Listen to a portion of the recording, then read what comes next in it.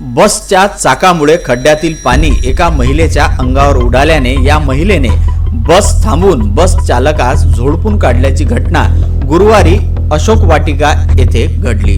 हे प्रकरण police station पर्यंत पोहोचल्याने या घटनेमुळे शहरात चांगलीच खळबळ उडाली आहे। अशोक वाटिकेजवळ एका टू व्हीलर बाईने आणि मुलांनी ओव्हरटेक केलं आणि ओव्हरटेक करून त्यांच्या अंगावर पायावर चिखल उडा त्यांनी त्यांचं म्हणणं आलं की ते एसटीनं ओढलं, चिखल उडालं। तर माझ्या एसटीने काय माझा धक्काही नाही, चिखले नाही उडाला। त्यांनी गाडी पुढं आणून आपल्या ट्रॉफिक हॉलगार्डच्या समोर मला त्यांनी मारहाण केली। 2 चापटा मारल्या, 1-2 परत मारल्या, 2 चिपटा मारल्या। अकोल्यामध्ये सतत सुरू असलेला रिमझिम पाऊस आणि रस्त्यावरील खड्ड्यात साचत असलेले पाणी त्यामुळे वाहनधारक त्रस्त होत आहे।